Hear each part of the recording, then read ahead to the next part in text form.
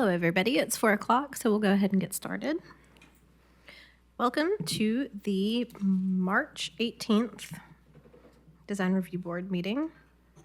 We will start with the introductions of members, starting with Cameron.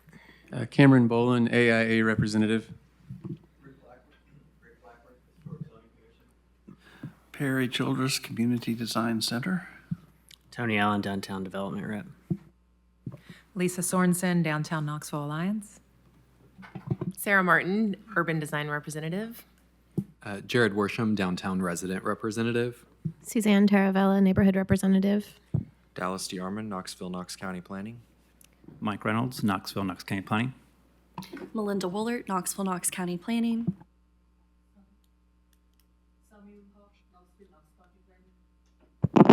Jeff Harriet, Zoning. Welcome, Jeff. Thanks. Everybody should have a copy of the minutes in your packet, and they were emailed out ahead of time. Once everybody's had a chance to review, we'll entertain a motion unless there are any revisions. I'd motion to accept. I'll second that. We have a motion and a second to accept the minutes. All in favor? Aye. Any opposed? Okay, thank you. That one carries. Next up, we will go over the staff report. We have not had any one-level approval since last meeting. Great, thank you. So then we will move on to our certificates of appropriateness. The first one is 301 South Gay Street, which is case number 3A26DT. Okay. So this is the Visit Knoxville building. They are replacing their current scrolling EMC sign on the front of the building with a new wall sign and to other information hanging signs that are in their entranceway. So I'm just going to focus. In the packet, there's two options for signs, but I'm really focusing on the one that they are preferred, which is the one you see kind of in this image. And they have a sample. I can see that the applicant is here, and they have a sample of the light with them. So it's a channel letter with exposed light bulbs, so it kind of give like a glow. So so that's what their intent is. The sign itself is 2.5 feet tall, and 33 feet long, so it's about 85 square feet. It's a little bit larger than what we typically see on a especially an illuminated wall sign down at pedestrian level. Their intent is to have a very low, kind of like glowing type of light, and not like a shining type of light in their sign. So I think the intent is definitely to be more subdued in lighting than kind of bright in your face. So this is the alternative sign. It's a halo illuminated, so I'm just going to kind of skip over because that's not really their intent. If we want to discuss it later, we can. This is a 6-foot. There's two of these signs. This information they hang in their doorway. One that faces Summit Hill and one that faces Gay Street. They're 6 square feet, so they're of modest size. They are internally illuminated. The black background is metal. The letters themselves are acrylic, so only the light comes through the letters. Staff recommendation is to approve with the conditions that they meet all applicable requirements of Article 13, signs of the zoning ordinance. The LEDs and the Visit Knoxville sign shall be consistent with the amber marquee lamps listed on page 3 and detailed sign design sheets. And the Visit Knoxville sign shall be located on the signboard as shown on the color rendering Exhibit A, which is what we see here on the right. So that's it. Thank you for that. Is the applicant present? Can you give us your name and address, please? If you'll press the little person button on there, that'll turn it on. Almost. How about now? Mic check 1, 2. Oh, this, when you say push down, you meant this. It's cool. I got you. It's cool. Who knew? Who knew? And to think I like AV. Yes, Kim Bumpus, president of Visit Knoxville, 301 South Gay Street. Great, thank you. Do you have anything to add to Mike's comments? Yes, so this is a part of a massive renovation of our visitor center where we're welcoming thousands of people every single year. And sometimes this is their first engagement with our destination. So that's kind of why we're really leaning into the one sign that Mike referenced. We want it to be bold, but we also understand the softness that is required. So I did check, and we can even, on those bulbs, we can even dim once they go up. They are dimmable. So, you know, on times when it can be a little brighter, great, but times where we want it to dim or we just like it at a certain level once it's installed, we can totally look at that option. But we really want to make a statement because we removed the rear board, which we all know was quite a many-year eyesore and really just doesn't go with the new vision that we have for Visit Knoxville and how we tell the story of why you should visit Knoxville through this space. Another thing that we did that you're looking at right now is we do have shutters on this building, but I've heard that we don't like shutters anymore, so we are removing those permanently in hopes that it all goes in line with the new paint job and the approval of this sign. And like Mike said, we do have the actual eye if you needed to see like the size of the 2.5 feet. Great, thank you for that. And just to be clear, we're reviewing the sign today, but none of the other facade improvements. Okay. Correct, yeah. Everything else they're doing is just existing, like painting, so it's just Maintenance stuff, yep. Great, thank you for that. We're going to open it up to the board discussion, but I'll just go first. I think that I hear what you're saying, and I think it's a really good idea, and it's a prominent, great location, and a nice-looking sign. My only comment would be that if we could make it just a little bit smaller to align with the 3 windows so that it doesn't overlap the information sign, that I think it would make the facade look a little bit more balanced, and it wouldn't be so big. Yeah, I think that the AI rendering that you're looking at represents it a little bit differently, but yeah, I hear what you're saying, so we can work on that. That was going to be my only comment because you're looking at 2 different scales on the left and right. Yep. And the one on the right feels better to me, but Suzanne, you made a really good point. Like I think the scale of it being a little bit smaller, but still it could still be large, but have alignment with your tower on the right and then the window bays to the left, it would just make the building that much more handsome when you guys update it. Yes, and I think our intention is the rendering on the right. So the way Allen Signs kind of submitted their packet for approval, I think they've laid it out differently than our intention. So we don't want it to go over the information sign, so we could easily make that accommodation. Great. Is there any other comments or concerns? Okay, then we'll make a motion with that modification if anybody's willing. They did bring a sample, is that right? Yes. I would just be curious to see it. Okay, back there. Is the inside of it going to be, I guess it would be white, just like it appears there? Yes. Yeah. Is it going to be on during the day?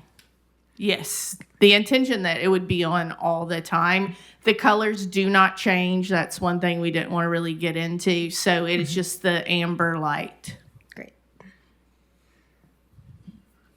And the base spec is for it to not be dimmable, right? It'll stay the same constant illumination. Yeah, we're not going to be standing there like going bright, dim, but it will have the option to dim. Like if for some reason we put it up and we feel like it's too bright, we can bring it down a notch. That's an option. And that's truly just accomplished through a dimmable switch, just like at your house. So it's nothing like uber high tech. Okay, so it's like if it's really bright one day, you'll set it once and leave it. You leave it, Okay. right? And it's not going to be changing. Yeah, okay, good.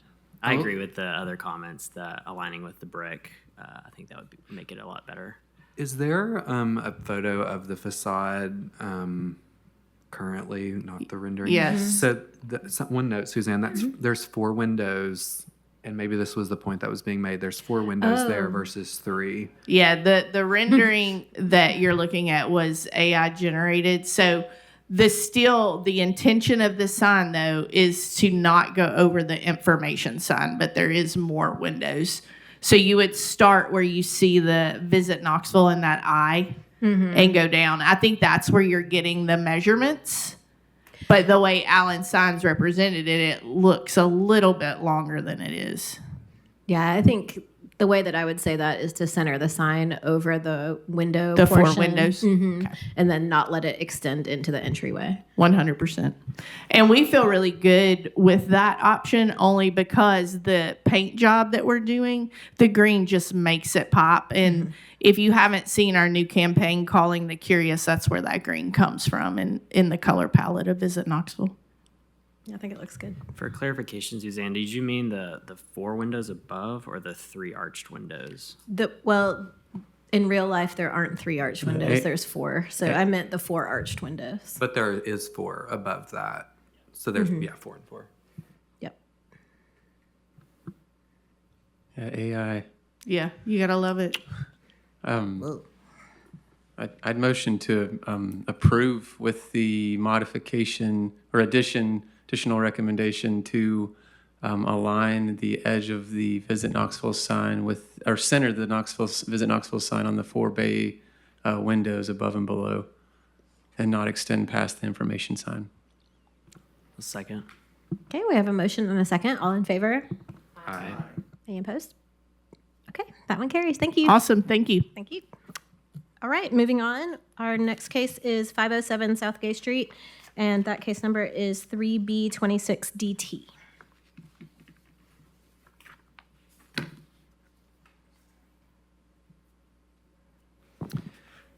Okay, this is an addition to the Embassy Suites building on the rooftop. When the Embassy Suites was originally, when that building was originally renovated for Embassy Suites, it did have an addition. So if you've been up there, you know what I'm talking about. But this will fill in another gap in that roof, and will actually extend a little bit over. I have about a 5-foot overhang off the roof, which you can see in the bottom image there. And this kind of represents or shows where the addition is going to be located. And you can see the how it's going to form in regard to the other rooftop additions. Mainly glass with some metal exterior, and the portion of the at least that's the part that you would see from anywhere from the public right away would be metal and glass for the most part there. If you're up on the roof, then there's also a wood-like material on the side, which relates back to materials that are already on the rooftop. Staff is recommending approval, meeting all applicable requirements of the City of Knoxville Department of Engineering, and the addition must not extend beyond the property line. So this building does not sit on the property line itself. The addition does not appear to go over the property line, but this is something that they need to confirm during the permitting process. Thank you for that. Is the applicant present? Yes. Can you give us your name and address, please? My name is Michael McGowan. I'm with River Street Architecture, and our address is 123 East 7th Street in Chattanooga, Tennessee. Great, thank you. Do you have anything to add to Mike's comments? No, really, the intent is for it to be as minimal as possible as far as being seen from the street. I'm the one who took the picture ground level there at the corner of Union and South Gay Street. And quite frankly, I had to do some photoshopping effort to even be able to see the thing in the image. So I'm not really sure that anybody would notice it other than when it's being constructed. Again, we're trying to maintain the design integrity of the existing building as much as possible and just keep this as kind of a minimalistic addition that matches the existing curtain wall and materials as much as possible. Okay, thank you for that. We'll open it up to board discussion. What's the so you're gonna the material of the metal? It's metal clad. The boxes? It's an ACM panel. Okay. So that is metal, right? Yeah, it's like an Aluka bond. Yeah. And probably the best part of that building is like the chevron, like embossed metal details under the window. So you're going to match the same metal color with the box as well? That's correct. Okay. And the underside of it, that's just metal exposed on the underside. There's not some like signage or anything on the underside that you can look up and see or anything like that when you're looking from the street up. And no, sir, that's currently just the ACM panel. Okay. Yeah. Is the only reason that it goes over the edge of the building just to make more useful space? That's correct. Okay. I think for me personally, I like that you're matching the colors of the metal below the windows. I think one defining characteristic of this building is the dramatic cantilevers. And so I think it is in keeping with the architecture in some ways. I do wonder if you studied any other window patterns. It seems a little foreign to the window patterns that are there. And so can you speak a little bit to that? Is it just to maximize views, and were there any proportions drawn from the existing architecture? So yeah, I don't know if the current renderings do it justice, but we're matching the window pattern of the existing rooftop bar. And so when you're up at that bar level, it actually, the pattern matches the same pattern of the rooftop bar. Got it. Okay. I like that it relates back to something, and that would be the most apparent from the user experience.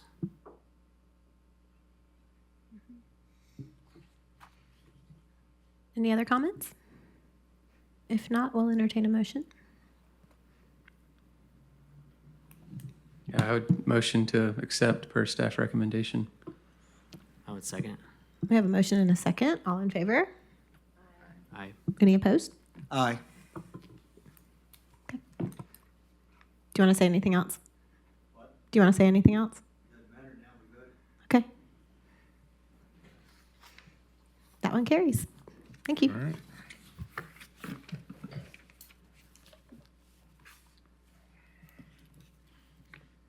All right, next up, we have infill housing, and the first one on that list is 2932 Whittle Springs Road, and that is number 3D26IH. This application is for a 2-lot subdivision that would create a 14,394 square foot lot with 170 feet of frontage along Edgewood Avenue. It is being heard by the board because it does not create standard 50-foot wide lots. The existing 1.27 acre lot contains a church and 3 single-family houses, and the new lot would contain one of the houses. The house was on a 50-foot wide lot prior to 2002. However, this lot cannot be readily recreated due to the irregular shape of the existing lot, the placement of the church's parking lot, and because it would create an adjacent lot that would not meet current zoning standards. The new lot with 170 feet of frontage would maintain the pattern of the Edgewood Avenue streetscape, and the 2 proposed lots could be subdivided later into approximately 50-foot wide lots. Staff is recommending approval of Certificate 3D26IH as submitted. Thank you for that. Is the applicant present? Should be on Zoom. Okay.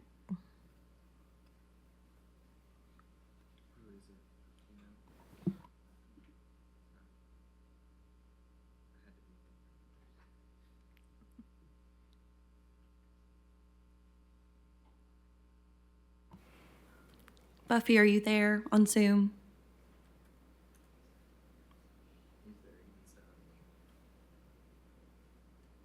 Would you mind unmuting for us, please? Okay, can you hear me? Yeah, can you give us your name and address, please? Yeah. I'm actually Buffy's husband. I am the pastor of the church, Scott Carroll. Great. And And- what is your address? Where do I live? Yes, please. 329 Sky Valley Circle in Seymour. Thank you. Do you have anything to add to Melinda's comments?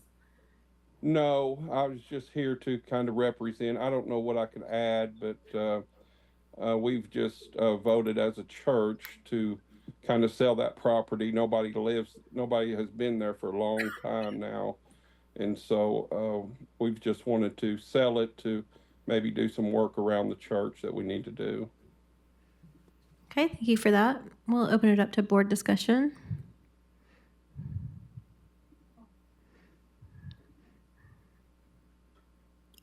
Or a motion. So basically, we're just returning that single-family house to a single-family house and lot that's separated as it was before. So I would move to approve. Second. We have a motion and a second. All in favor? Aye. Any opposed? Okay, that one carries. Thank you. Thank you. Next on the list, we have 103 Oglewood Avenue, which is case 3B26IH. This application is for revisions to a case for a single-family house on Oglewood Avenue that was approved by the board in 2023. This is that right there. Major revisions include increased depth, a new front porch design, and modified window profiles and placement. The house is 25 feet wide by 50 feet deep and is proposed to be set 23 feet from the front lot line. Parking is a driveway from Oglewood Avenue that extends 20 feet behind the front of the house. The one-story house features a front gable roof, an exterior lap siding, a 1-foot-tall slab foundation that will be clad in stucco or parge coated, and a full-length 8-foot-deep front porch.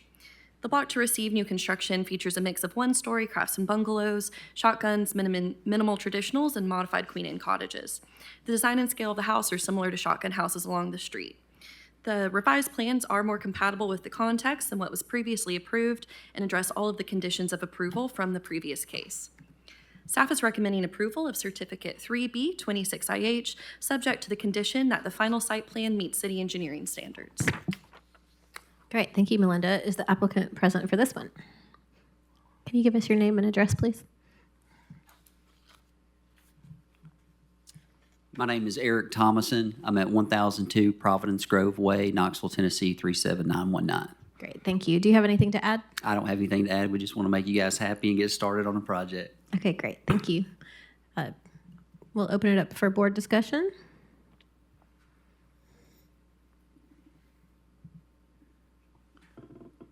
So is this the after? This is what we're approving?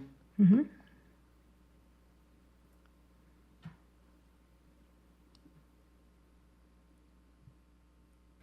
Can you tell us how the topography, how realistic it is compared to the site, the slope of the land? It's a very flat lot. It is. Excuse me for just a second so we can all hear. Can you stand up? Yeah. I think she was asking about how the lot was laid. It's a very flat lot. There's going to be very little, it's going to be pretty easy build compared to some of the other ones that we've done. I'm the financier. My builder is Mike, so I'm not an expert in this space, but it butts up almost against Central, and it's right across the street from the church, and it's just a very flat, kind of skinny lot, if you will. The plans say that it's going to be built on a slab. Is that accurate? Yes, that's accurate. The reason we're asking about topography is on some of these, and like you mentioned, that are on a slope, the finished product doesn't look like what's submitted, and so we want to make sure that it's consistent, and that when we refer to the building department that their inspections are consistent with the approvals. So we just want to make sure that the foundation is going to look how it's represented here. Absolutely. Be confident in that. Yeah. Okay. We've had lots where they've sloped significantly, and we've had 10, 12 foot of block before we poured the slab. So this one is very flat, so I don't anticipate any change based on the submission there. Okay. Is that an active alley behind it? Or Who's talking to me? I am. Over here. Oh, I got you. Sorry. Where does? I was like, what's that? Higher power. I didn't see you. That's what it is. Is the alley active? Is it an actual usable alley? I think all those alleys are active, to my knowledge, because there's always stuff going on as far as traffic goes. But I don't believe, based on where it's at, that you can get on Central from the alley, if that makes sense, because it's kind of sitting down in a depression. You can't. Yeah. It's like a right only, right turn only. If you pull up the street view, Central is pretty high It above. is. Yeah. I know where this is. Yeah, it's a great location. It's one of our better lots that we have in our inventory. But the question I'm trying to lead to is the driveway access. Generally, we'll have you access from the alley. I'm assuming if engineering didn't catch that in the application, then it is a moot point. Like it's not able to be used. The alley isn't paved at that point, so it wouldn't be easily usable. Okay. Yeah. Yeah, it looks like your neighbor's got it front yard access too. Yeah, and that house is a pretty nice house as well. I think it's a rental house, but it's a nicely done house. Right, but these drawings are what it was. And the original, the other, if you scroll back up, one more to the elevation, that's what we're approving.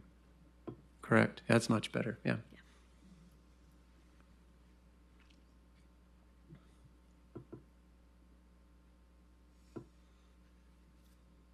Any more comments?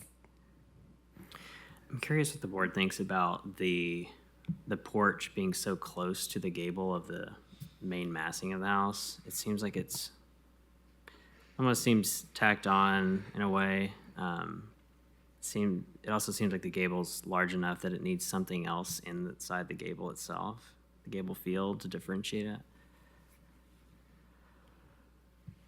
I personally think it would look better if the gable of the house just continued as opposed to being a separate form on the front.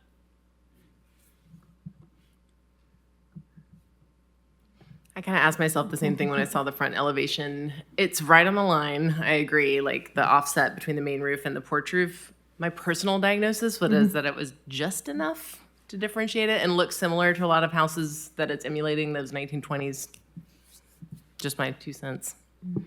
There's a beam above the columns that it seems like if the roof, it's almost like the beam needs to come down so that the full beam is apparent. You see how like there's a triangular portion of the beam cut off by the gable, or the roof needs to raise up. The bottom of the beam, though, allows the top of the window and the top of the door to be seen without being obscured. I think another way to achieve what you're after is to move the 2 outer columns in just slightly so that they are fully supporting the roof and not out from it a little bit. Yeah, but then the windows are not centered. I don't know if that becomes an issue. But I agree. I think if you move the columns in, but then the porch gets smaller, so I don't know.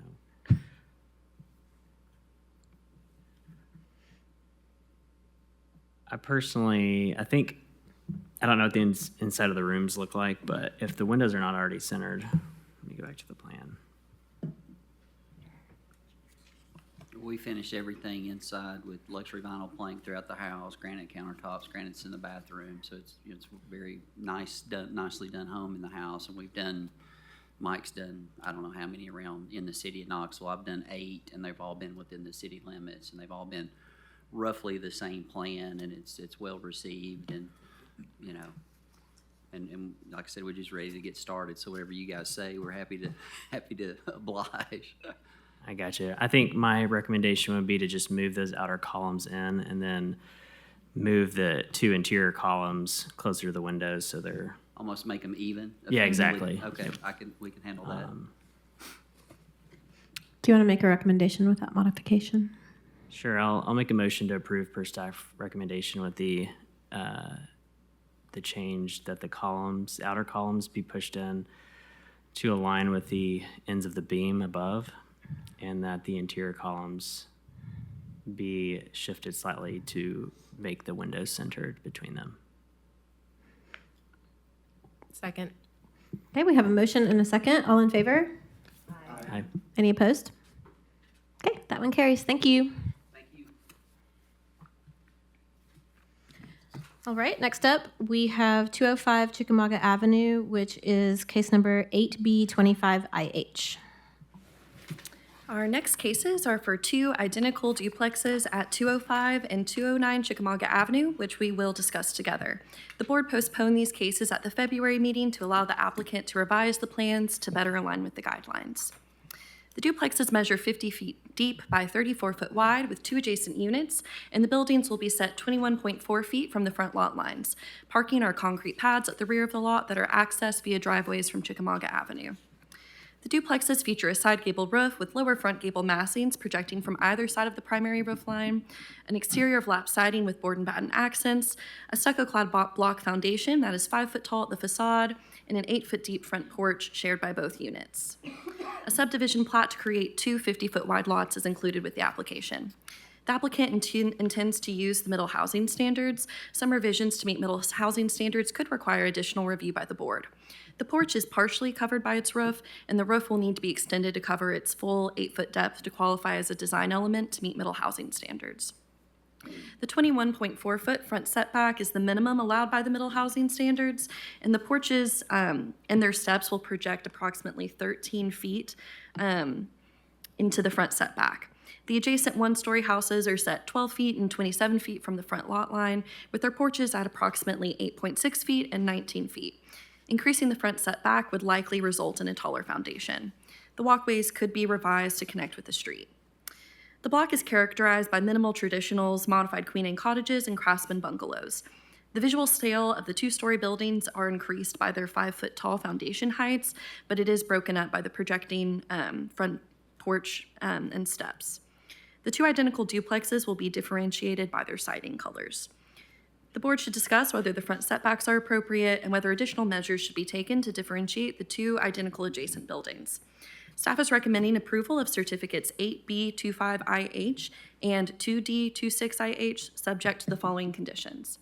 The final site plan to meet city engineering standards, meeting applicable standards of Article 4.6 and Article 9.3J, major changes to foundation height and porch steps to return to the board, and the trim dividing the stories, the accent siding, and the different siding colors be retained. Thank you for that. And just to remind everybody, since we're talking about these together, that we'll need to articulate which ones specifically we're voting on when we make a motion. Is the applicant present? Yes, I'm here. Can you give us your name and address, please? My name is Jesse Alarcon, 4124 Oakland Drive.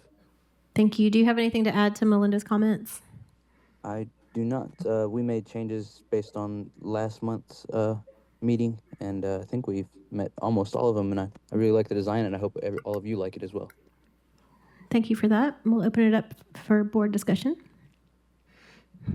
You know, one thing I've thought about leading up to this meeting with, I think, this particular kind of project in mind is if you walk through a neighborhood like 4th and Gill, one of the things you notice is there's houses that are duplexes that look like a single family home. And it's one of those things you kind of have to look for it a little bit to find it. And I think, this design is closer to that. But to me, the porch should be just a little bit bigger to fully communicate that. I'm, of course, not an architect, but that's just my perception and kind of where my initial thoughts were on this. I like that comment, Jared, like that it's supposed to look, in kind to a single family home, which is the whole point of middle housing is density, but doesn't look too dissimilar from the context around it. But yeah, I think that's a good idea. Like and especially in 4th and Gill, you'd see a wider front porch, it'd be a bit more grand, but that might make make that seem more holistic and less of the modular unit between the two duplexes. So, but I do think the revisions are better. I appreciate if you're using the vertical board and batten, you're using it as an accent and not as a primary material. I would say, given the massiveness still of the base, we use the word stucco and parge coat interchangeably in our specifications on the review board. And if it's true cementitious stucco versus the parge coating that I see done in the neighborhood, because I live really close to this, it's definitely a quality difference. So do you intend to do actual cementitious stucco or a parge coat where you just take mortar and mush it all over the cinder block or the CMU after you're done? Which version of that are you guys intending for these constructions? No, I'm intending like a smooth finished surface, kind of like it looks like smooth concrete. Great. And are you painting it? Not sure on that yet, but usually it's a gray color, and if we see like a bunch of the block lines go through it, then we paint it gray. So either way, it would look like a solid gray cementitious surface. Okay. Yeah, I think that there needs to be I'd like to hear also, like, are you putting any landscaping at the base of the house or anything like that? Because often what you'll see too is they'll get the parge coat or the stucco, and then after 4 or 5 lawn mowing sessions, it's either splattered with red clay or it's already started to chip away at the bottom from weed eating and things like that. So What are you doing for the base as far as landscaping or some sort of edge stone or something like that? Right now, we were mostly concerned on the architectural designs of it. I haven't really made a plan for that. If you guys want to, make a recommendation for it, I would definitely take a look at it. We could do like some kind of bushes or something like that to kind of hide the foundation of it. Now with that porch protrusion, we have like a little bit of space that we can fill in on the sides. You know what I mean? So we can definitely make something happen right there. Yeah, I'm just thinking about as these age, they just start to look. That's the first thing you see start to fail is where it touches the ground, just from water and maintenance of the yard. So yeah, we may make that recommendation. What is the material of the stairs? And then I'm assuming the front porch itself, it shows in the rendering, it looks like it's, I guess, part of the foundation, so it's poured. It's not like a deck built on the front. Is that right? I think that's how the architect designed it. I was planning on more of like a deck kind of construction. So it would be open air underneath the porch and the stairs. It wouldn't be open air. We would put in some kind of filler material, kind of like I don't know if you've seen like the tall porches where they put kind of like the step wood, where it's like a 1x6. We'll turn it sideways and have it run along the side of the stairs to where it covers that empty space. Yeah. So one thing that's become sort of an issue for projects that come before the board is just what's represented in the drawings being different than what gets built. And so if we're reviewing and approving, then we're reviewing and approving what we see here that's presented. Which is a solid material that's stucco that matches the foundation. Would that be a problem? Problem to change it? Is that what you're asking? Well, to build it like it's drawn.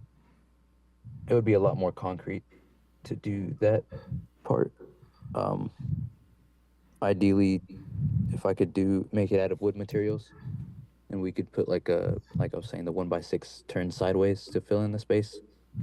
That would be preferable. I understand. It's just not what is shown, and so the problem is that we're trying to review and approve based on what's shown. We can't review and approve based on things that aren't represented. Okay.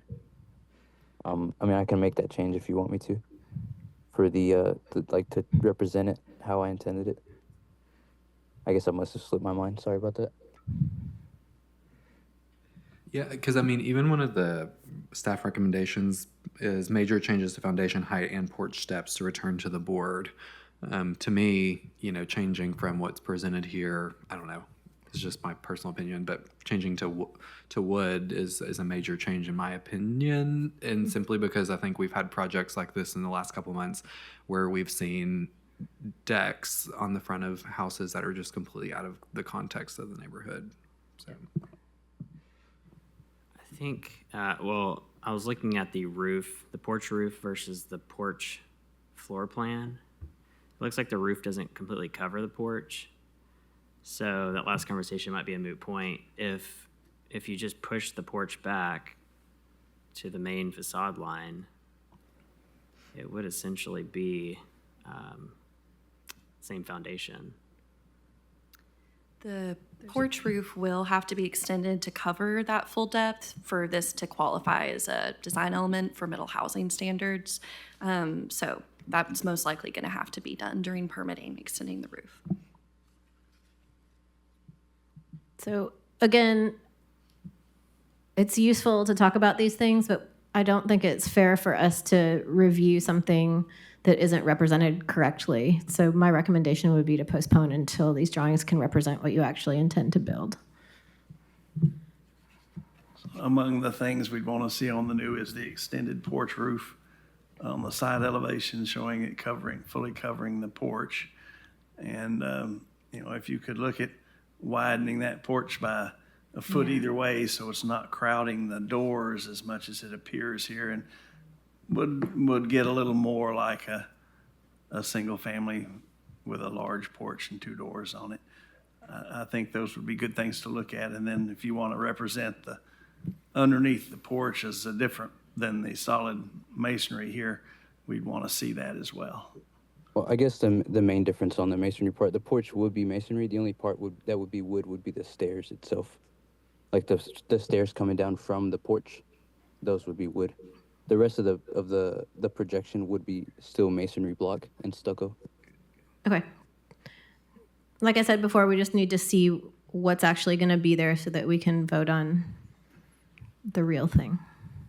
The other recommendation I would make for the revision is looking at the side elevation, it looks to me like maybe we've got another 12 feet. We could drop the overall height of the building based on that height of the back terrain, which I would encourage you to do because it helps cut down on that. Unless I'm looking at this wrong, but there's maybe, I don't know, 12 to 18 inches of, maybe not on that side. It's the side slope. Okay. Sorry, I got optimistic that we could sink it a little bit. I do want to say that it looks a lot better and more balanced than the version that we saw last time, and I think it's definitely heading in the right direction. We just need some tweaks to be made so that it's consistent. Does this have a site plan as well with it? So does the site plan on the right shows the 13 feet extending out of the stair. So that's, 209 floor plan overlay to show full length of steps. Yep. Good. You guys have the floor plan on there as well? Is that what that shows? Okay. I know someone mentioned about making the porch wider. If we did make it wider, it would eat into the rooms next to it. I don't think it's to make the whole thing wider. It's to make it extend past only on the outside. Just make it the outside of it go past the notch that it's inset in, left and right, and that's just going to make its proportion and its size look a little bit wider. But I mean, to Perry's point, I mean that's a good point. Like, if it's not going to make the doors any less relieved. What you said, Perry. Yeah, I see. If we just widen the projection. Yeah.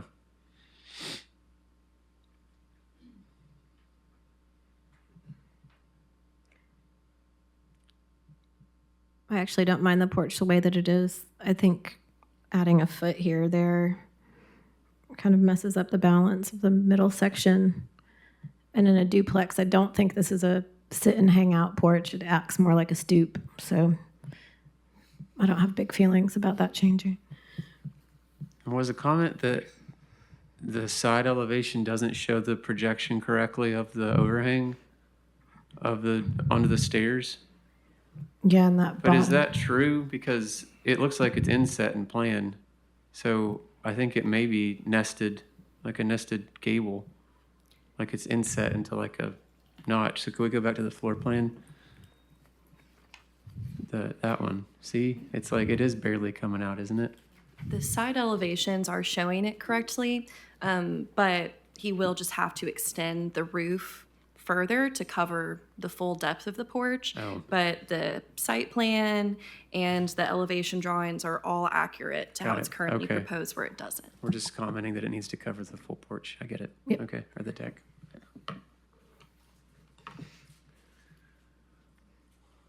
Well, we need clear directives, so if Suzanne doesn't agree about the extending of it, we need to talk about that. I can see why. I mean, I think Suzanne's point was that if you do extend that porch, you still have a hard corner at the inset. So is it doing anything? It's not. I personally don't think a deeper porch is really helpful because, to Suzanne's point, is essentially a stoop or how it's going to get used. There's no real space to even add a seating area or anything like that. So I mean, I would be supportive of almost leaving the roof as it is above the porch and just pushing the face of the porch back. Yeah, just wanted to point, if they're going to use the middle housing standards, which they're going with, they need to have the porch depth. And so they can't make it less deep. They got to. Do we have the purview to grant a variance on that? No.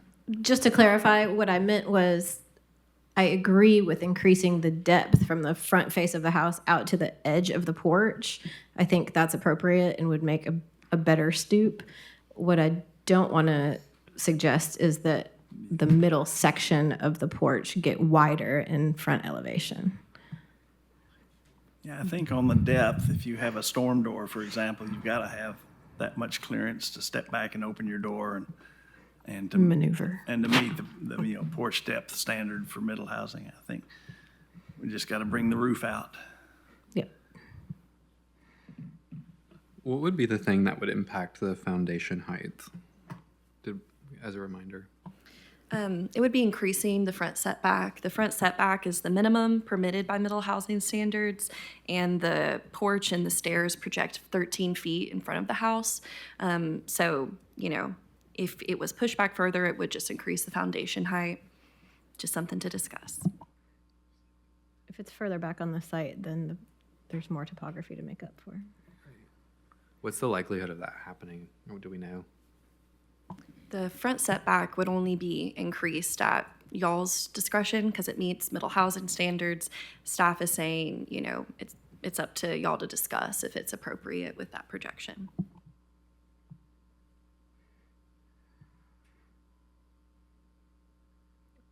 Yeah, I think it is. Yeah, I think it is too. I think so. It sounds like the two directives are as to correct the drawing to show what's actually happening with the porch if it's framed versus the block and stucco, and then also show the extension of the roof line over the deck on the front. Yep. Are those the two?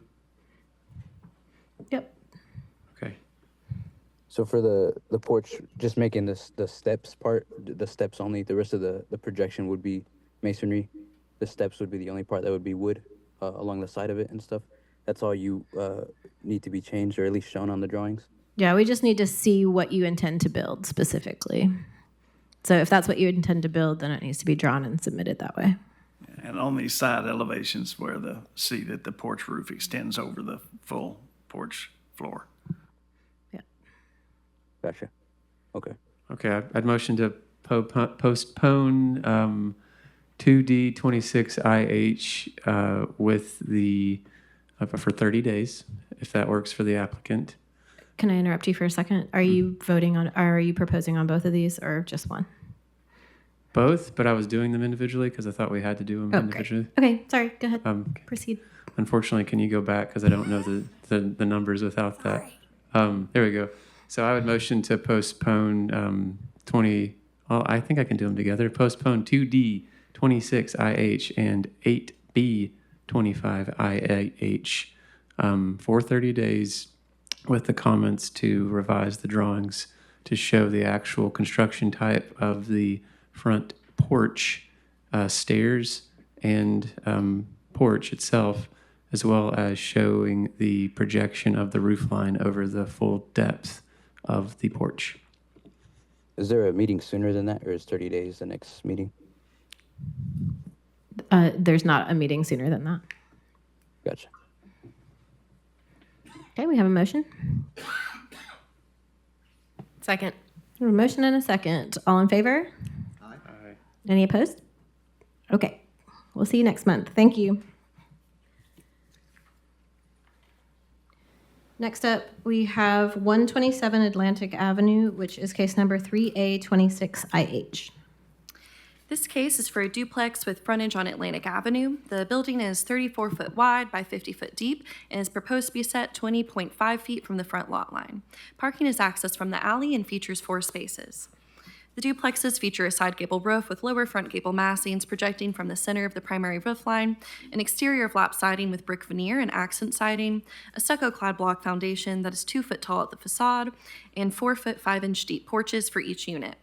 The applicant intends to use the middle housing standards. Some revisions to meet middle housing standards could require additional review by the board. The front setback will need to be increased to meet middle housing standards, and the final site plan should include a tree in the front and rear yards.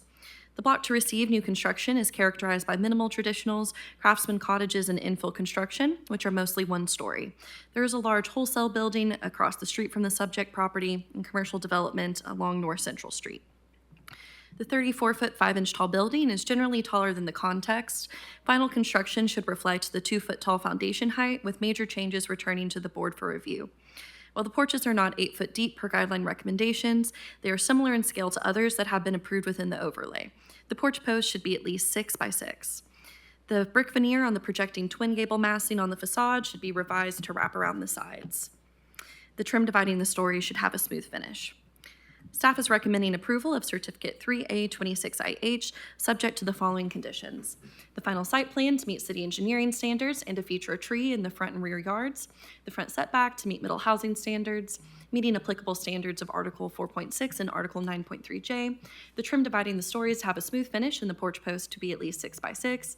The brick veneer cladding to wrap around the sides of the projecting massing and the coursing details to be retained.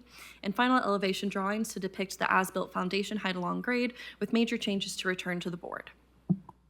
Thank you, Melinda. Is the applicant present for this one? Yes, I'm here. Can you give us your name and address, please? Yeah, it's Raj Chima. Address is 649 Running Brook Drive, Strawberry Plains, Tennessee, 37871.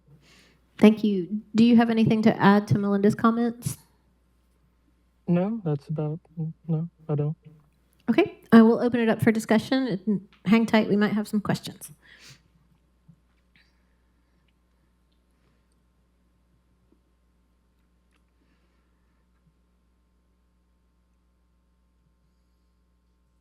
What are the two protruding siding masses that come out beyond the roof line of the little porch stoops?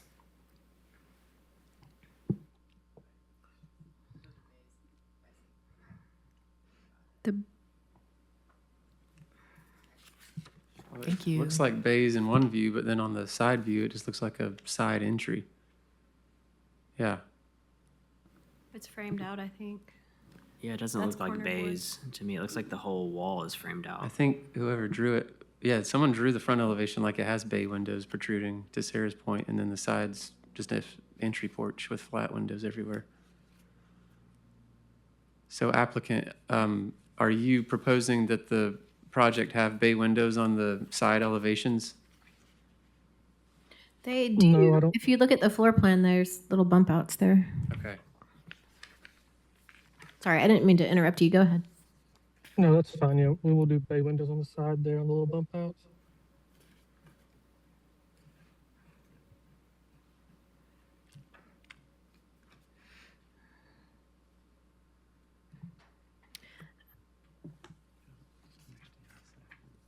I think my only concern is the brick on the front doesn't have any kind of differentiation on the front elevation. There's two gables with a valley in the middle, but then that idea doesn't extend down through the brick. There's no detailing or anything that shows what that's intended to be, and I think there's probably going to be some kind of downspout and collector head there, but we don't see that in this drawing. So what's your intent for how to handle that? I can add a downspout on here if you need me to for that. We've seen this I can have project. my architect add it as well. Go ahead. We've seen this before, and it will have a downspout. So that's going to be the articulation between the two of them. And I've seen this one. I still feel like it could just be a solid gable between it, and it would be better than the what it is now. I agree. I think one gable across the front would look a lot better. And to Jared's comments earlier, as far as the spirit of middle housing, like this is the opposite. It's like let's just let it look like it's two units, almost like a townhouse setup, just two of them. So I don't love these designs. I'd rather see the last one we saw that had the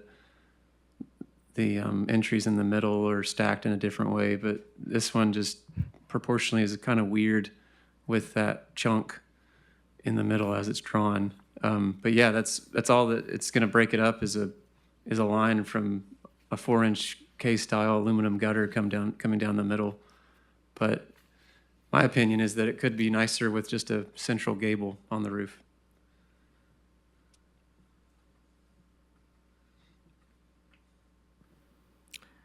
I would support the central gable. I also, to the brick point, I think it should return around that corner so it doesn't look like it's just wallpaper applied to the front. That's just my opinion. I think this was a comment made on the last time you had presented this as well. It's part of the recommendations.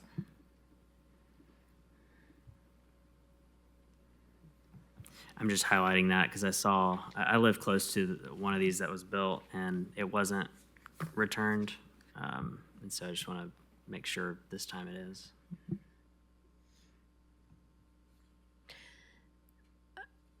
What is the nature of this site? Is the topography really this flat? Yes, it is. It's pretty flat.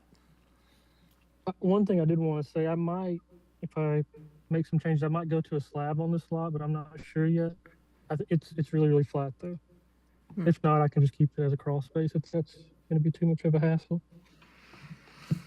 I think it's less of if it's a slab or a crawl space and more of the height of it above grade, because when something, especially this tall, gets basically no foundation, it eliminates the steps up into the entry and a lot of other things. So the 18 inches, I think, is what we always use as our height. That's pretty much a minimum for the base of the building being exposed, unless it's, like a habitat project or other that is trying to have like a zero threshold entrance or something like that, which we have to discuss.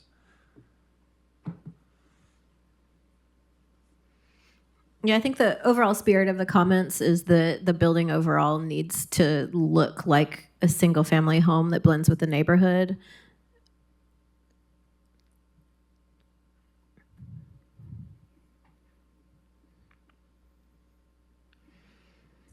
So you want me to just do one gable in the front? Is that what you're saying? Yes. Okay, that's fine. I can make those changes.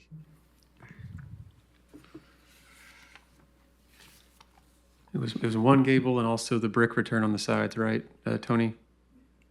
Yes. Okay. Can we make a motion? Yeah.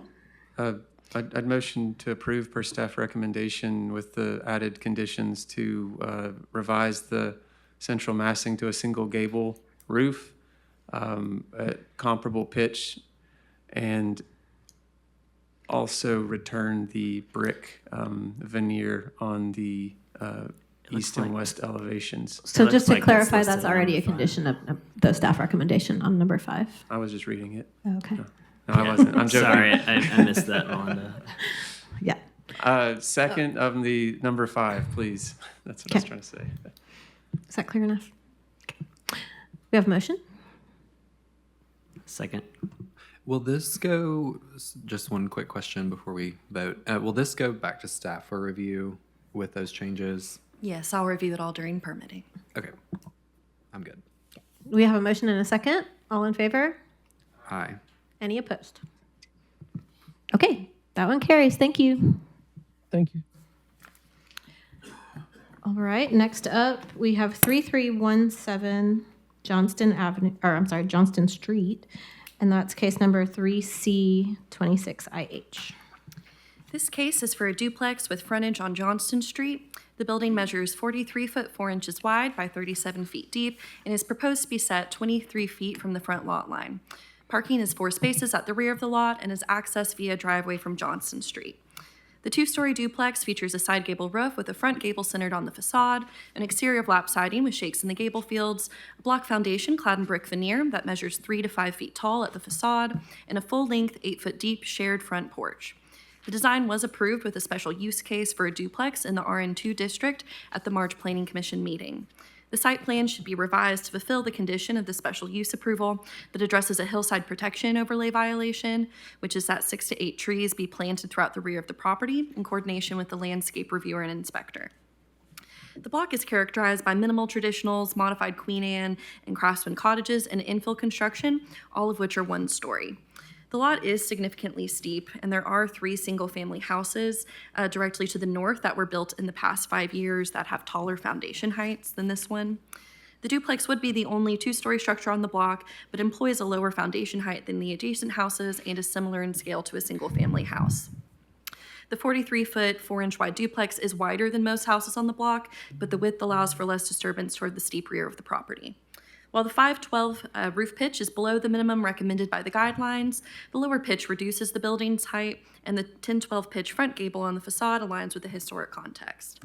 Staff is recommending approval of Certificate 3C26IH, subject to the following conditions. The final site plan to meet city engineering standards, meeting the conditions of approval for 3D26SU, and major changes to the foundation height to return to the board for review. Thank you, Melinda. Is the applicant present for this one?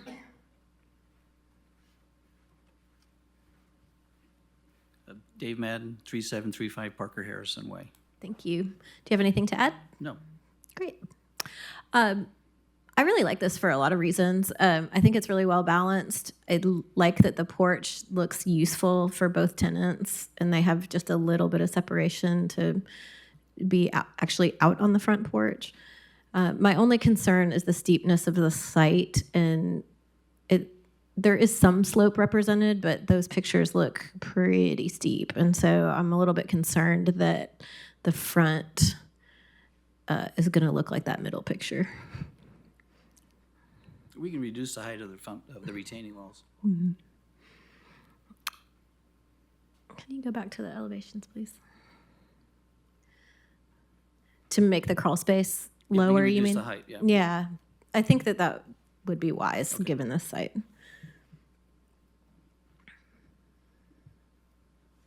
What are you proposing for the materials? They're not called out, or I've missed them if they are. Oh, we have them right on the side right there. Okay, what are they? What's the base you're planning to do? Brick. Brick? Casing. Great. And then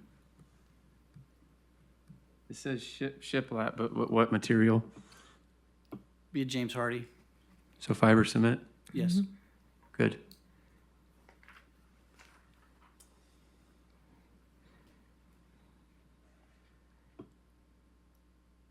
I mean, a brick foundation and James Hardy is already better than what we usually get for infill housing. So material-wise, that's nicer.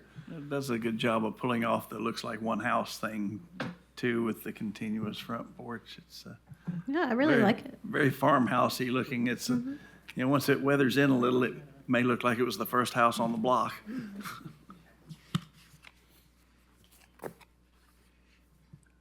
I would make a motion to approve per staff recommendations. Do you want to say anything about the foundation height or no? Well, I think in the recommendations that if there's any major changes, that it comes back for review. What do we define as major changes? So that would be up to staff interpretation. Generally speaking, I would say, given some of the history that we've had, if it's going to be more than a foot change than what was previously proposed, it's worth noting that when this came through for special use, the foundation was originally taller, and then they did reduce it to its current 3 to 5 foot height of the facade. Okay, so just to be clear, what's represented there is what you're intending to build. We could knock it down. We could bring it down. Okay. We could bring it down another 18 inches.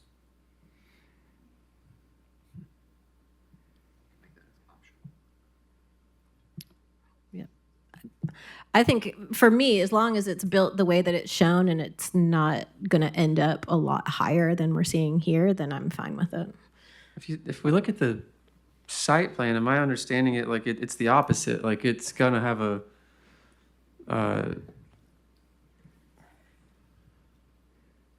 it's got a hill behind it. It's not. Is it up on it? It's down. It's up on top, yes. Yeah. It's on the top of the hill. Okay, so foundation discussions are good then. Yep.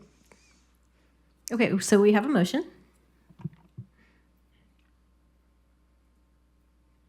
Second. Okay, we have a motion and a second. Any more discussion? Okay, all in favor? Aye. Any opposed? Okay, that one carries. Thank you. Thank you. All right, next up we have 1043 Oglewood Avenue, which is case number 2A26IH. This case is for a fourplex on Oglewood Avenue that was postponed at the February meeting to give the applicant time to provide grading details, which they have done. The building measures 32 foot wide by 49 feet and 8 inches deep and is proposed to be set 29 feet from the front lot line. Parking is a concrete pad at the rear of the lot that is accessed via a driveway from Oglewood Avenue. The one-story fourplex with a basement level features a side gable roof, an exterior flap siding, a parch-coated block foundation that measures 1 foot 7 inches tall at the facade, and staggered full-length 8 foot deep porches on the front and rear elevations. The applicant intends to use the middle housing standards. Some revisions to meet middle housing standards could require additional review by the board. The property will be graded to reduce the slope for the proposed driveway, and the parking location is appropriate. The parking pad is large in scale. The lot is within a quarter mile of a transit stop, so no parking spaces are required by the middle housing standards. 3 parking spaces would be the minimum required without the proximity to transit. One of the mature magnolia trees in the front yard and the mature oak tree in the rear yard should be retained and indicated on the site plan if at all possible. The final site plan should feature a tree in the front and rear yard. The block to receive new construction is characterized by minimal traditionals, craftsman bungalows, and infill construction, which are primarily one-story structures. The fourplex appears as one story from the street, and it utilizes an existing 10-foot drop in grade to allow for the basement level. There was an error in the staff report about the front setback calculation, so condition 2 of the staff recommendation in the report has been removed since it is not necessary. The board should discuss the size of the parking pad. Staff is recommending approval of Certificate 2A26IH, subject to the following conditions. The final site plan to meet city engineering standards, meeting all applicable standards of Article 4.6 and Article 9.3I. The final site plan to feature a tree in the front and rear yard, which should be an existing magnolia and oak, if at all possible. The 8-inch porch posts, headers, and other porch details be retained. Thank you. Is the applicant present for this one? Yes. Can you give us your name and address, please? Velva Trent, 5513 Riverbend Drive, Knoxville. Thank you. Do you have anything to add to Melinda's comments? Yes. One item that I think was maybe we didn't discuss was gravel in the driveway or asphalt instead of the concrete pad. And other than that, we would like to also ask if we could use vinyl siding for the fourplex. Vinyl siding is permitted. Are you asking if you can use gravel and asphalt instead of concrete? Yes, that's correct. Okay. We'll open it up to discussion and get to that. Okay, thank you. The gravel and asphalt thing would be a question, I think, for the planners over here. Has this been reviewed for impervious surface coverage? It seems to be a little over the allowance. So the middle housing standards do not, I believe, have a maximum impervious surface coverage. So I don't think that there would be an issue with that. The infill housing guidelines don't really speak to the material of the driveway, so that's more of a city engineering question about the specifics of what that would look like. Was there a reason why you wanted to change from concrete? Mainly, that wasn't something that I had discussed with our builder and the person who did the drawing that we were going to use concrete. So we have used gravel in the past, and it has turned out very well. Related to that, it looks like this site does have some slope to it. And the drawings show the house represented as, sort of split. So can you talk a little bit more about how this sits on the site and the access to the rear unit? I'm not sure what your question is. It sits closer to the left side, and the driveway is on the right side, and all the parking would be in the rear. There's access to the bottom level 2 units from the rear, and a sidewalk going to the driveway for the top 2 units.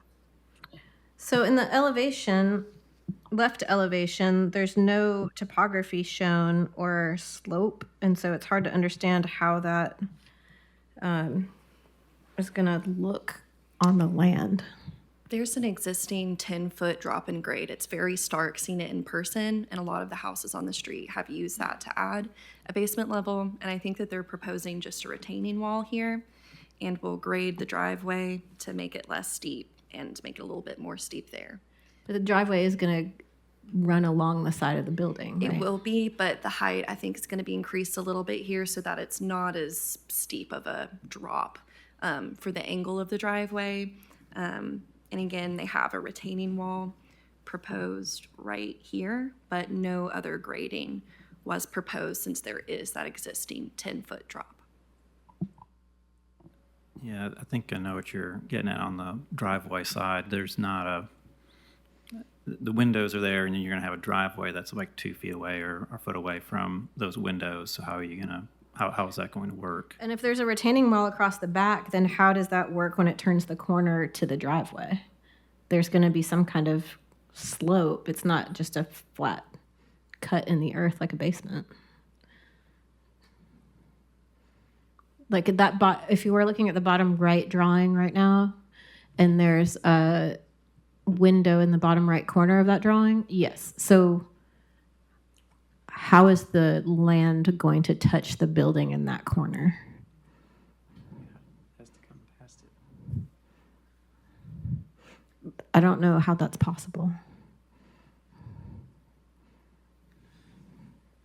Especially when you introduce a driveway into that equation as well. Yeah, I mean, for that reason, there is a pretty good argument to make the driveway gravel if city engineering will allow it, because then you have less water just sheeting up against the house. But I still don't understand how the grading's supposed to work at that corner. No, unless the retaining wall continues on for feet, beyond that elevation it seems like it can't happen. Right. Especially even if you're not in a car on a driveway, how do you physically walk along that edge? Well, actually, if you look at the actual street view, that 10 feet of the topography the drop off just keeps going. It does actually. So the earth itself does extend past the building with that drop, but I'm arguing against myself as I'm saying it. But then when you put the driveway in, it starts to negate that. It's like you're driving off a cliff. Yeah. I don't know. That was a good catch. Yeah. Normally in these situations, you'd have like a light well of some sort where the retaining wall would wrap around. You would have like at least 3 feet of space for life safety. But yeah, there's no space for that here. Or the driveway's going down as well, and there's a retaining wall beside it to let it carve into grade and go lower sooner. So I don't understand it either. I think is often the issue we were discussing earlier about grade is on those side elevations, we really need a grade line. Mm-hmm. We need to know how that driveway is coming down, because if you're going from the lower level to the upper level, just in the distance from that window 1 there up to the front of the upper porch, that's like a 45-degree slope. Mm-hmm. And if it goes further, then your window number 1 there is below grade. So we really need to see how that sits in the slope there. And if it's a retaining wall that comes out and turns back, creating like a light well, like you were saying here, we'd need to see that, and it does not show on the site plan, nor looks like there's room for it on the site plan. So we still don't understand how this tucks into that 10-foot slope.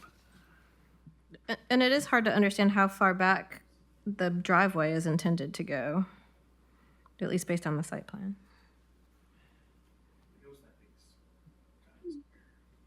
Well, the driveway will go back to the edge of the house, and then the parking spots will be in the area where the shed is, which will be removed. Okay, but that's not drawn here in the packet. We don't. So again, we talked about this earlier. I'm not sure if you were on at that time, but Suzanne, there's a square where the parking pad is on this. Yeah, and they've got elevations at each corner of the parking pad shown there. that whole parking pad is to remain. It's a new one. The shed leaves and then that pad gets poured. So why are we looking at new and demo at the same time? Yeah, So the finished product is going to be no shed, but keep the square. Yes, that's correct. And there's no way to access the rear parking through an alley or anything, right? Like it has to come from the No. street. Yeah, it looks like the alley ends just before that property. So when you're turning off from Oglewood onto this property, you're going to turn a little bit up off the street and then go immediately down into the shed area. Yes, so where the mature magnolia tree is, that's the driveway. Yeah. That all will be removed, and that's where the drive is. And it slopes down. It's not drastic. It does slope, but it does go down, and it's a gradual decline down. I think if we looked at Google Street View in the properties next to it, you can see how their driveways are working. It's more convincing, but that doesn't mean that like the topography is exact, but it does look like it can actually tuck in beside the house even with that drop off. So like that one to the left, if you go over to its driveway, you can see it going in one more click and then look down like it. If you zoom in on it even with that, see, I mean, there's the side. That's how you get the windows and stuff like that. Like it could start to happen. Was there a So reason that the driveway was placed where it is and not on the other side? Because the other side has a much steeper drop off Yeah. Oh, than the side where the large trees are now. It would alleviate some of the issues with your lower level, though, if you just made your driveway a little steeper. It would also save the magnolia tree, right? There is no way to put the driveway in there and save the magnolia, because the pole that is currently there, you have to get on the other side of it, and you would be going right down where the magnolia tree is. I wanted to say, aside from grading, I'm actually pleased to see a quadplex that is thoughtful like this, to have the units on the back and the units on the front and like upstairs and downstairs. Like I think that's like, for me, a home run for middle housing, because that front elevation looks like a single family home. It's low and subdued, so the grade's working for you. You're able to tuck that extra space in the lower level, and you get 4 dwelling units where you usually just get 1 house. So I think Yes, thank you. Yeah, there's things about the alignment of the windows I think that could be better with like centering on the bays and that sort of stuff. But like as a concept of how to get housing tucked into a site, this is I haven't seen it yet in a nice way. So I appreciate that. So I the agree with that. proposed, well, I'll say the proposed driveway would use the existing curb cut, basically.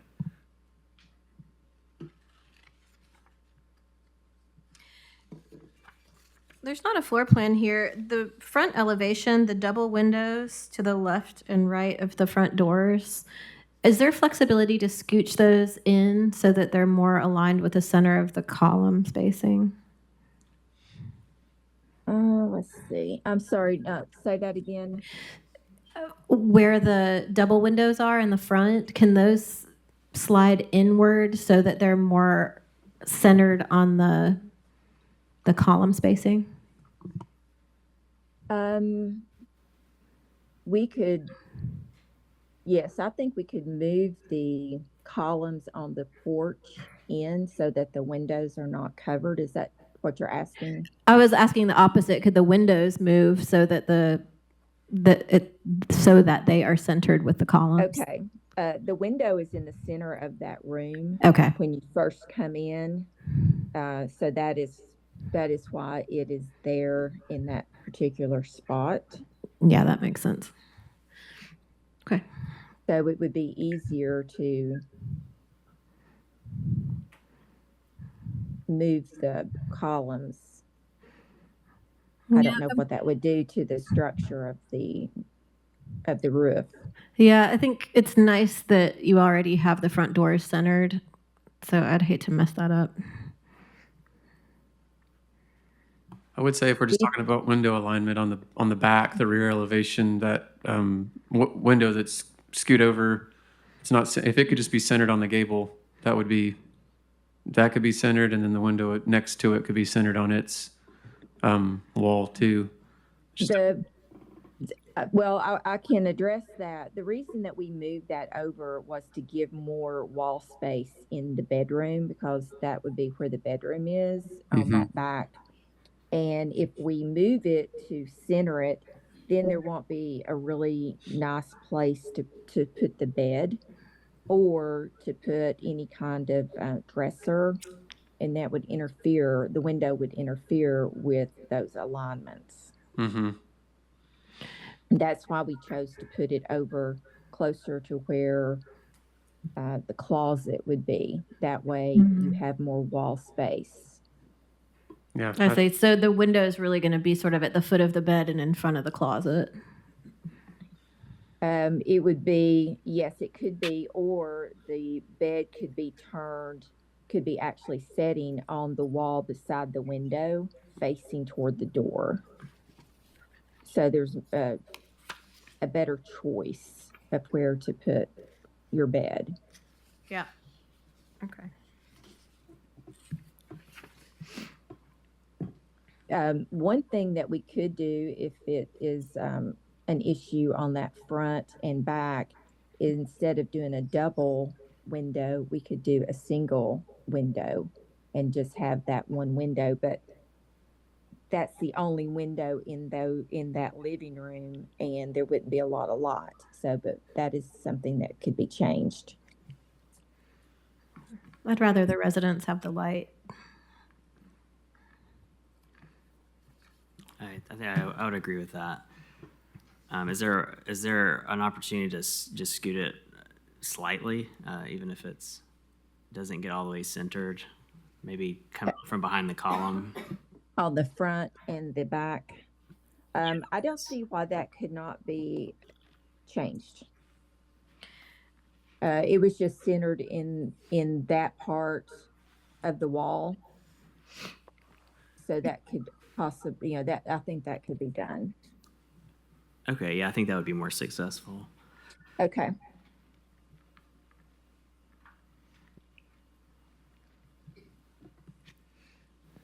Okay.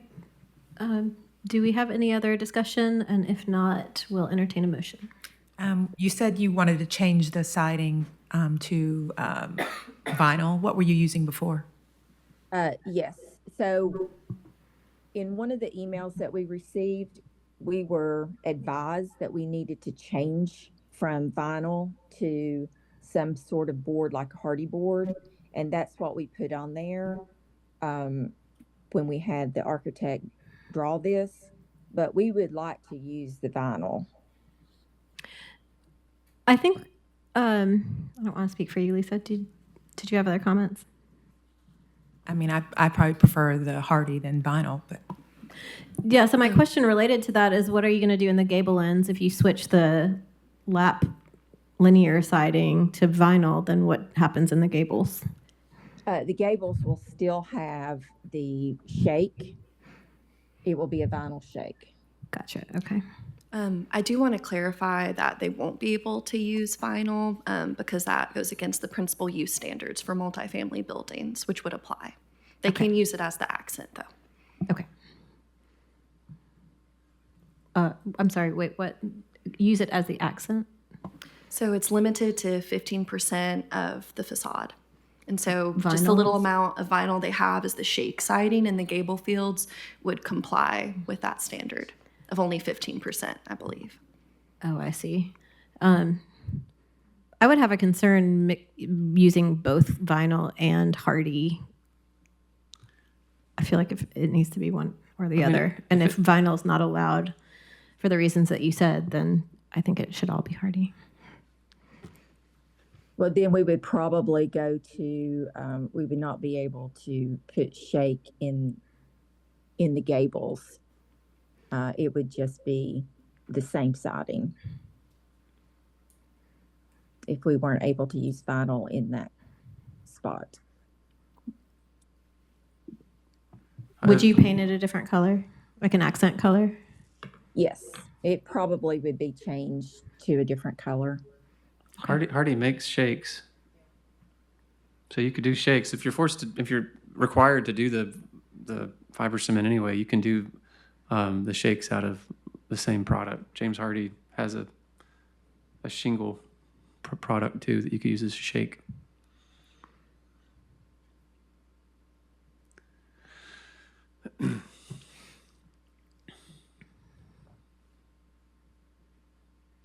Okay, I think we need to make a motion if there are no other comments. From all that conversation about grading, what do we come to? A question or a determination, or do we need to see more information? I can't remember what we got to.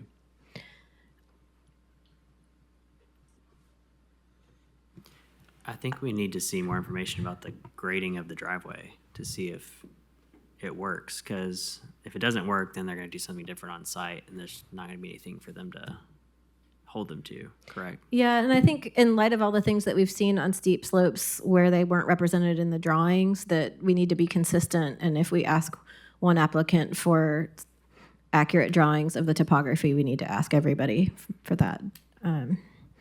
So I would agree that we need to see the actual slope represented on the elevations. Yeah, and I would argue this one has greater implications than some of the other ones we see. In the nature of that, I would make a motion to postpone this for 30 days. Do we also want them to clarify if they're going to use vinyl on the shake?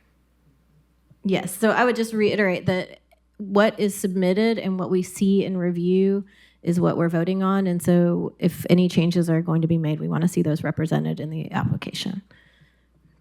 So I want to clarify that if we use Hardy, then we have to use Hardy on all. We can't use vinyl in the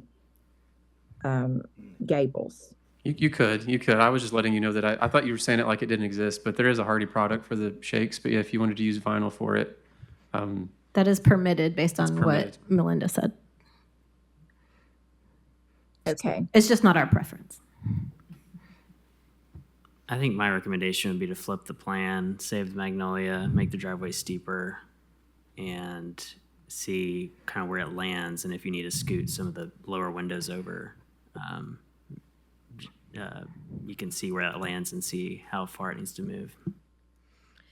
The only really problem with that is that the house that is to the left is so close. And that is a deep, when you come down that driveway, it's very steep. It would be very deep in there beside the house. And they also have their air conditioning unit right there on that side. Right there. Yeah. I see. And that might actually take away the larger tree in the back, that one, for the drive and then for the pad for the parking.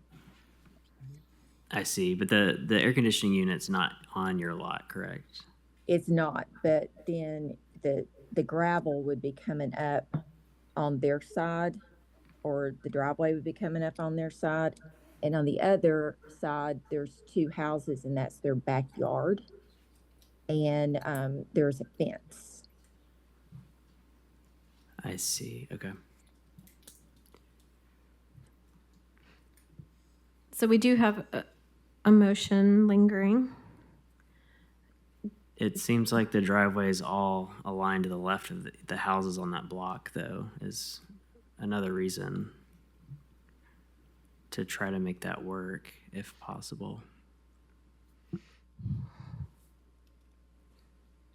Well, according to our builder, it was better to have it on the right-hand side than the left. So that's why we went with the drive on the right side. It's the high side, and from what I understand, that's always the better side to put the drive on. That makes sense, but there's the lower floor won't work unless you have a steeper, or you basically make the whole building narrower. But I'm sure that's something your architect can figure out. Okay. Let's pause for so- just a second. Can you give us your name and address the other person speaking, please? Oh, my name's Stephen Trent. I'm Velva's husband. Great. And your address, please? 5513 Riverbend Drive. Okay. Thank you. Uh-huh. So you are saying that you would like to see the driveway on the other side? That's my personal preference. I don't know what the board thinks, if they have other opinions. To make the driveway steeper, and that would allow for the bottom level for the windows and everything to not be covered. Right. I was just gonna say I'm all for trying to save the magnolia, but at the same time, I also think that there's something because this lot the right hand side of this lot backs up to the back of other yards. To me, it's the end. It's the end. So with it being on the right hand side, it makes sense. Though it's not on this piece of property, there is a curb cut existing, and that curb cut I don't believe is a part of this parcel, so it can't be used. So historically, there has been a driveway for something right there. Yes, there was a structure there. There was a garage that was for the brick house to the right. Okay, yeah. And that has been removed. So that was their garage. So there has not been a curb cut for this. Yeah. So I don't know. I'm, Tony, I see your point. At the same time, I'm not, I could see it going on the right hand side. I would hate to see that tree go, but at the same time, I don't have a hard, I don't know. Making the driveway steeper to me just. There's two big magnolias there, right? Would they both have to be removed for a driveway? Well, it's actually one magnolia, and then I'm not sure exactly what that other one is, but it's one magnolia. So the proposed scenario is that the magnolia closer to the sidewalk goes away to make room for the driveway, and then the other large tree at the rear of the site remains in place. Is that well? That's the hope is to keep that. Yeah. Maybe trim it up a little bit, some of those lower limbs, but basically yes, to keep it. I mean, we don't want to take it down. Mm-hmm. I don't have a strong feeling about what side the driveway is on.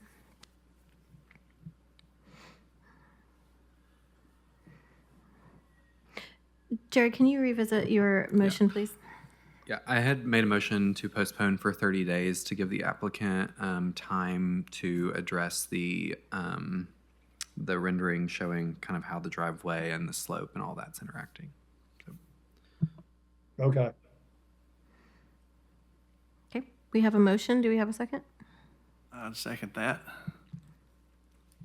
Any other discussion? Okay, we have a motion and a second. All in favor?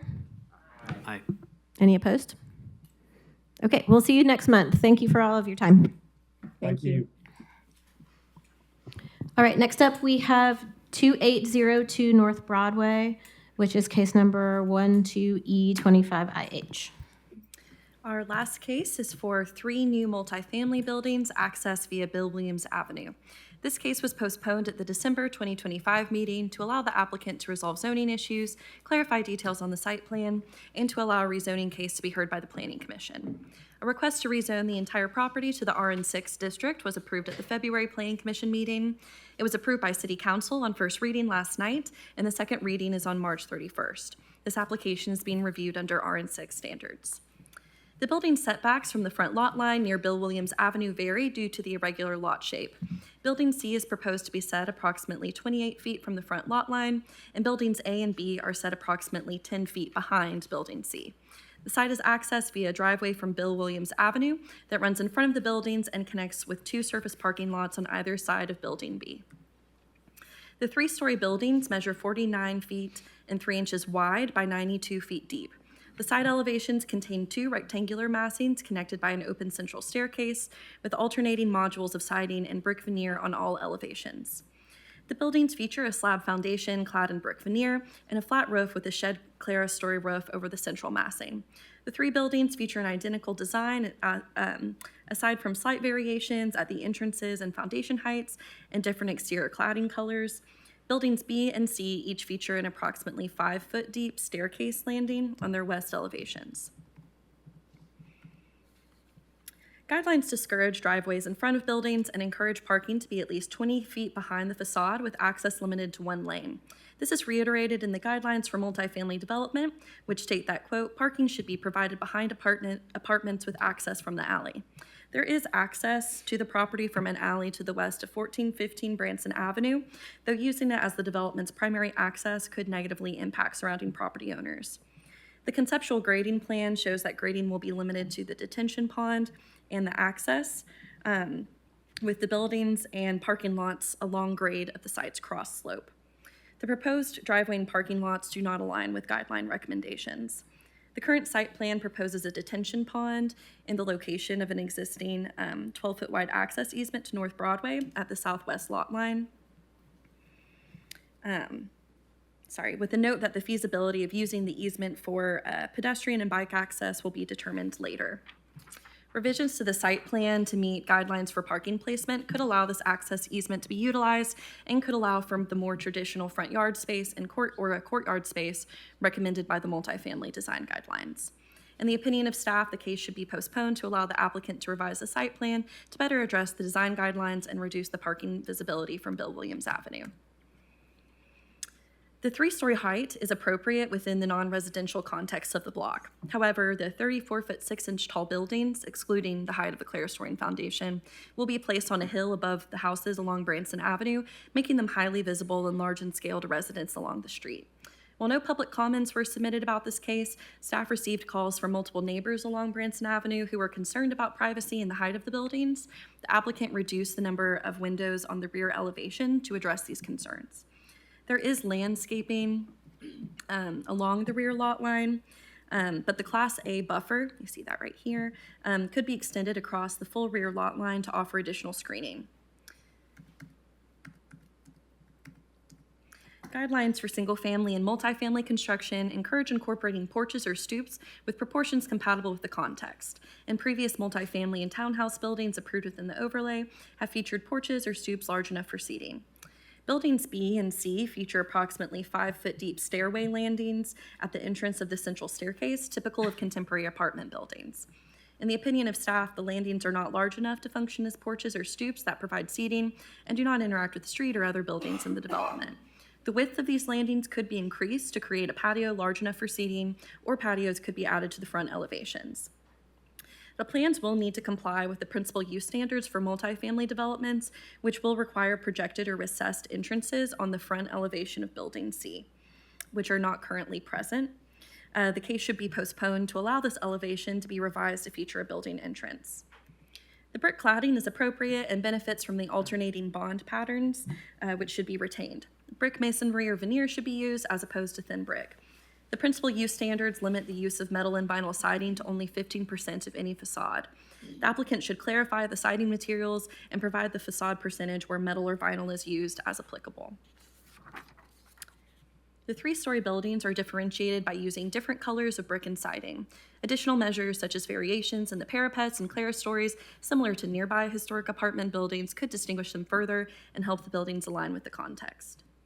The board should discuss the access easement to North Broadway, the parking placement, the stairway landings, and whether the buildings are sufficiently differentiated from each other.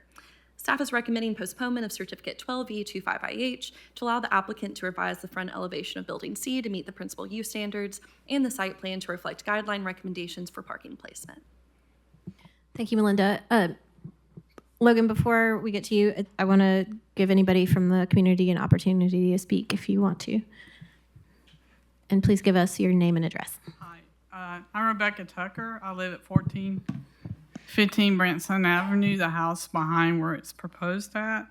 And if you don't mind, I'm going to read notes from my phone. I'm here to ask you that you not approve the design that is pending over zoning.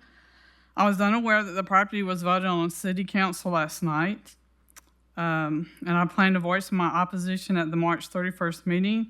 I was unaware that the planning commission voted on rezoning the property in February. As a citizen, I didn't realize I needed to keep up with and attend meetings at 3 bodies to oppose the intense density opposed at this site. I've learned that planning staff recommendation RN5 zoning, yet commissioners voted to approve RN6. RN5 zoning would limit the development to 33 units and 45 in height.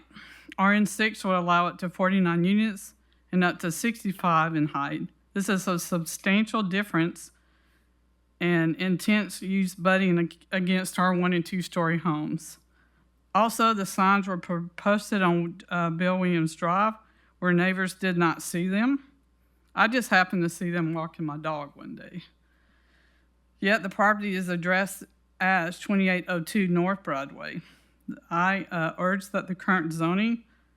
applicant urges that the current zoning allows 70 height, but it is not entirely true. Part of the property is zoned CG2, allowing 70, but part of the property is zoned office, only allowing 45. The design that you're reviewing today is pending a rezoning that has not been approved by council. And neighbors have not reached out to council because we're just learning about the rezoning and it's pending. And now that we know, we will be contacting all city council members prior to the meeting on March 31st. Thank y'all for giving me time to speak today. Thank you for coming and for your comments. Okay, Logan, can you give us your name and address, please? Yes, Logan Higgins, 133 South Gay Street. Okay. And I will say that we have had some conversation with someone that represents the neighborhood that had asked some questions about the project and hadn't had any other questions from them. So we'll happily engage and talk with them more.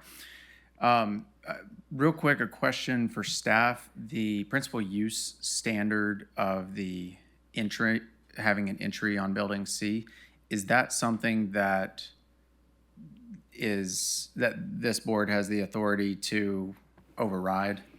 No, they do not. They can only waive dimensional standards. Okay.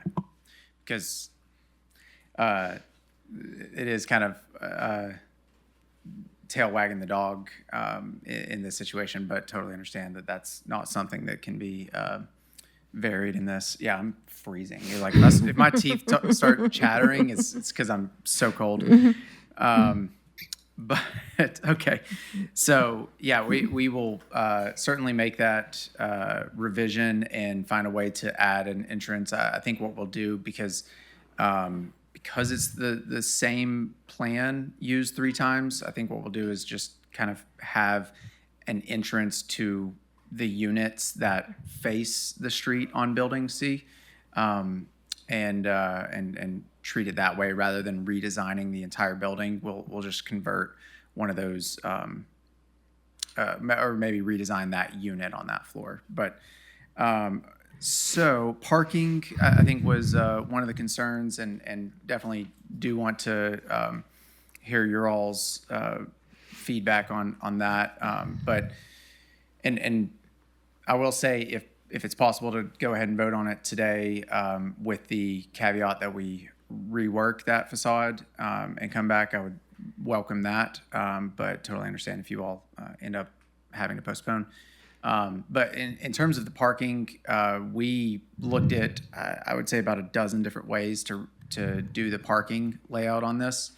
And every single way that us and the civil engineer, so this isn't just us, this is also the civil engineer looking at it. And really every single way that we laid it out takes up way more green space and creates more impervious area.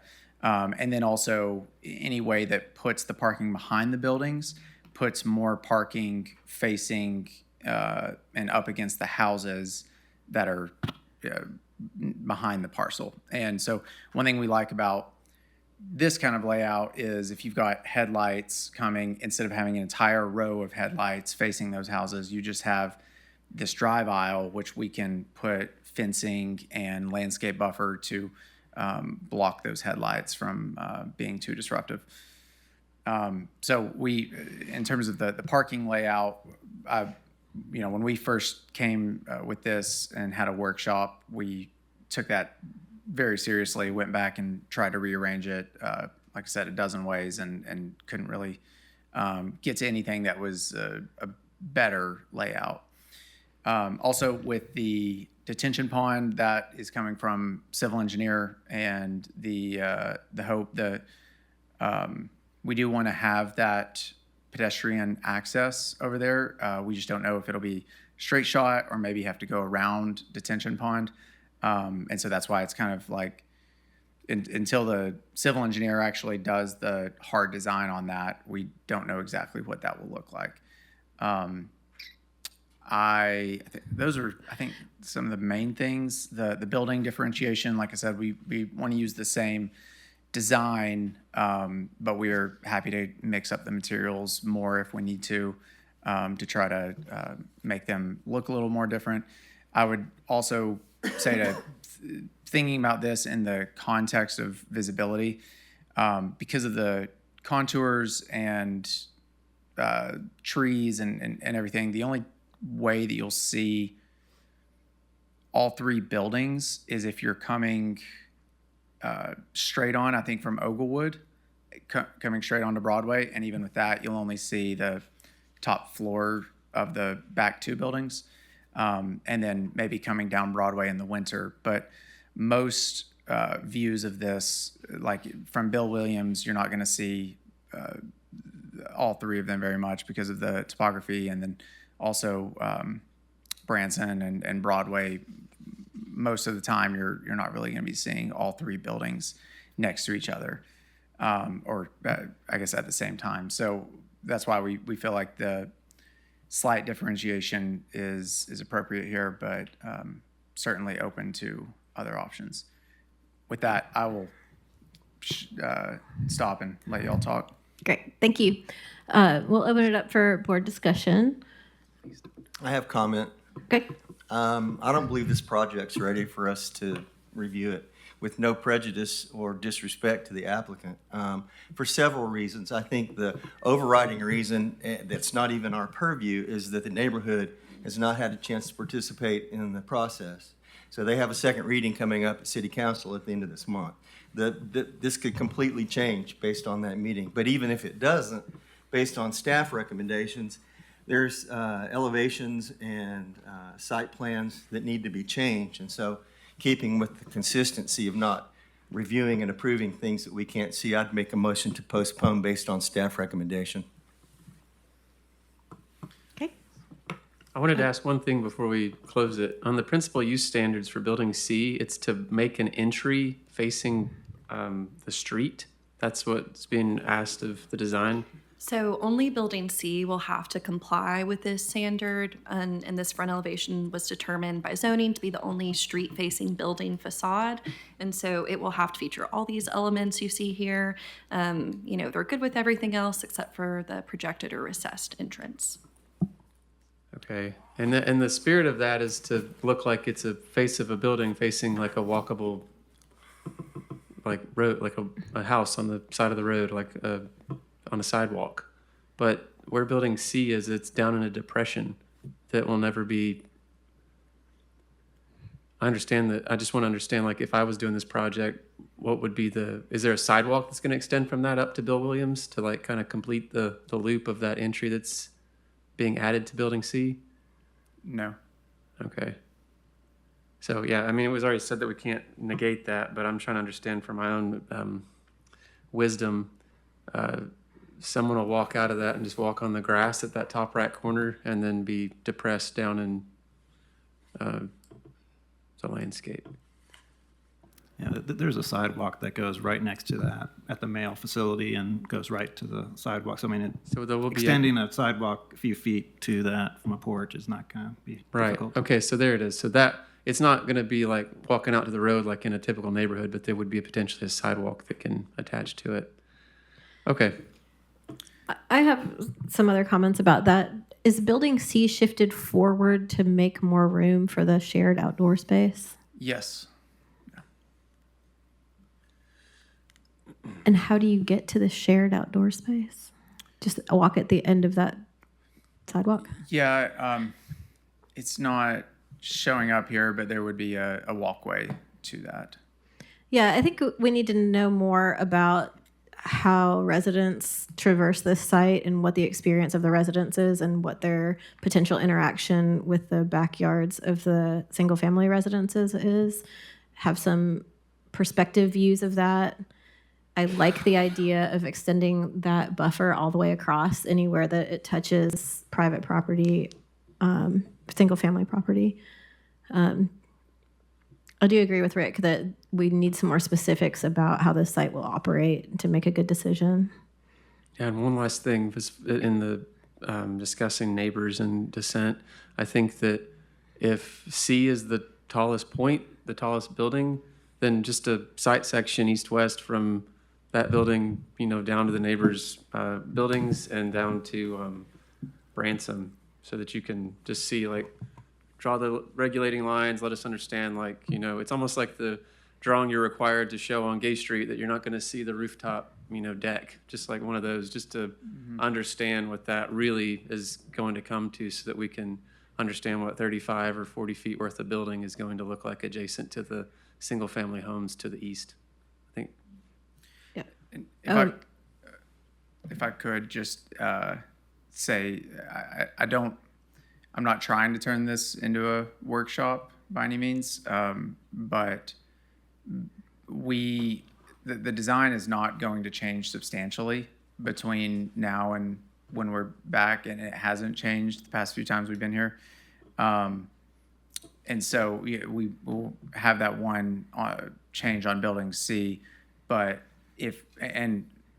completely okay with the postponement, but I would like to be able to come back with something that you all can vote on, instead of coming back with that one change and then there being a list of things that we postpone again for. So I do appreciate any feedback that we can get out while I'm here after sitting here for a few hours. So I think the overall need from the board is to see the experience of the people who are going to live on this site and the experience of the people who are already living adjacent to this site, so that they have a clear understanding of what the new reality is.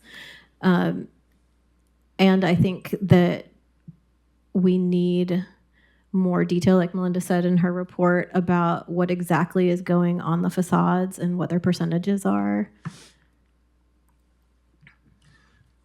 Yeah, and then one last thing I would add is there's never you need to put a person in your drawing just to see a scale person, and then I don't really buy the central roof line and the center.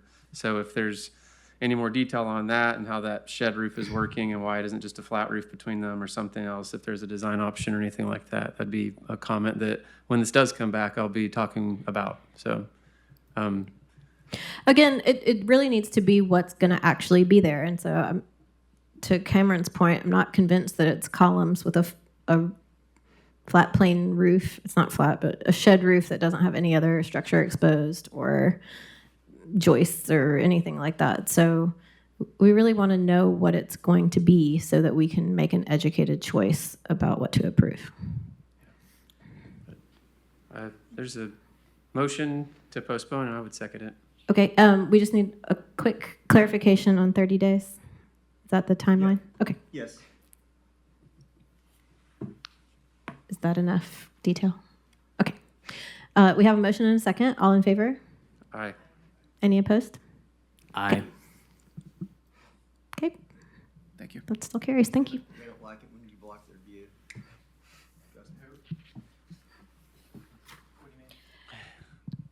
Okay. The neighbors. So that's the end of our normal agenda. Thanks for everybody hanging through all of that. We do have 2 workshops. I do have a quick question before we officially adjourn. At our meeting a couple of months ago, we had talked about an April, there was a motion made about an April. I have an announcement. Okay. Yeah, I was just curious what the status of that was. Yeah, I have an announcement about that there is a workshop coming up in April, and staff is in the process of herding the cats to get the right date and time identified, but that has not been overlooked, and it's still in the works. Cool. Is there anything else to add about that? Get that right. Okay. Sorry, I didn't mean to interrupt you. No, you're good. Okay, so we're going to adjourn and then reconvene in 5 minutes to do our 2 workshops. They're each limited to 30 minutes because we do have 2, and it's already getting a little bit late. So we'll see you in 5 minutes. Thanks.